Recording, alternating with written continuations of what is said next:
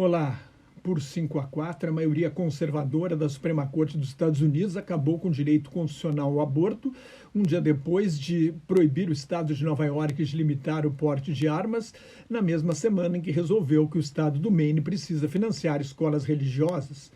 Estas decisões mostram o Supremo Tribunal mais conservador e partidário. Nos casos do aborto das escolas, as decisões atingem diretamente a separação entre a Igreja e o Estado laico, que existe desde a fundação dos Estados Unidos. O presidente da Corte, John Roberts, tentou manter a jurisprudência firmada há 49 anos e o prestígio do tribunal não conseguiu.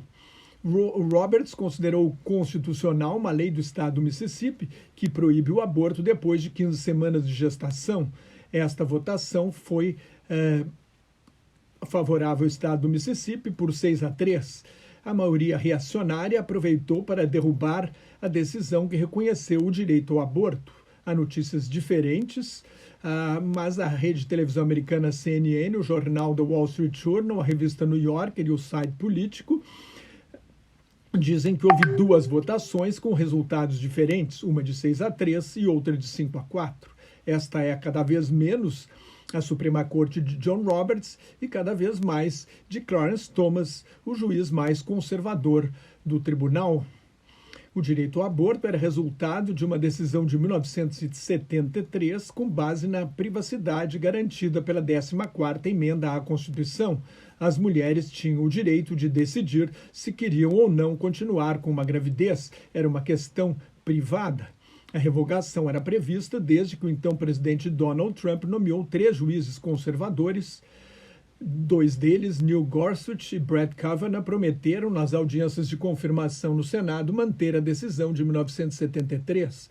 No voto do relator, que vazou em 2 de maio, o juiz Samuel Alito alegou que a Constituição de 1787 não previa o direito ao aborto. Ele afirmou que a decisão de 1973 estava flagrantemente errada desde o começo. Agora a questão passa a ser de competência dos estados, 3 estados, onde o Partido Republicano tem maioria nos parlamentos estaduais, aprovaram leis proibindo o direito ao aborto, que só esperavam a decisão da Suprema Corte para entrar em vigor. Ao todo, 26 estados devem seguir a onda conservadora. O Texas já proíbe o aborto a partir de 6 semanas de gravidez, quando muitas mulheres nem sabem que estão grávidas. Oklahoma vai proibir desde a concepção. Os juízes liberais escreveram no voto dissidente que, qualquer que seja a dimensão das novas leis, um resultado da decisão de hoje é certo: a restrição dos direitos da mulher e de sua condição de cidadã livre com direitos iguais. Desde o momento da fecundação, a mulher não tem mais o direito de falar. O Estado pode forçá-la a levar a gravidez até o fim, mesmo com os mais extremos custos pessoais e familiares, advertiram os juízes liberais. Em consequência, as mulheres que quiserem fazer aborto terão de ir para os 16 estados liberais e o Distrito de Colômbia, que tem leis que protegem o direito de interromper a gravidez. Quem tiver dinheiro não será problema para quem tem dinheiro, mas as mulheres mais pobres serão prejudicadas. A maioria dos abortos nos Estados Unidos é realizada por mães solteiras pobres com dificuldades para sustentar o filho ou os filhos que já têm. Outros precedentes estão ameaçados, embora o ministro Alito tenha dito que a lógica da decisão só se aplica ao aborto. O ministro Clarence Thomas mencionou no seu voto a necessidade de corrigir outras decisões erradas, na opinião dele, entre elas uma de 1965, que autoriza os casais a usar métodos anticoncepcionais, uma de 2003, que permite relações sexuais consensuais entre adultos, inclusive entre pessoas do mesmo sexo, e a decisão que legalizou o casamento gay em 2015. O presidente Joe Biden e a vice-presidente Kamala Harris fizeram um apelo aos eleitores para que votem em candidatos do Partido Democrata para restaurar o direito ao aborto e os direitos sexuais ameaçados por Clarence Thomas. Com a maior inflação dos últimos 40 anos, no momento em 8,6% ao ano, as pesquisas indicam que os democratas devem perder a maioria na Câmara e no Senado nas eleições do meio do mandato de Biden em 8 de novembro. O governo federal ficará paralisado se não tiver condições de aprovar seus projetos no Congresso, como já aconteceu com o presidente Barack Obama.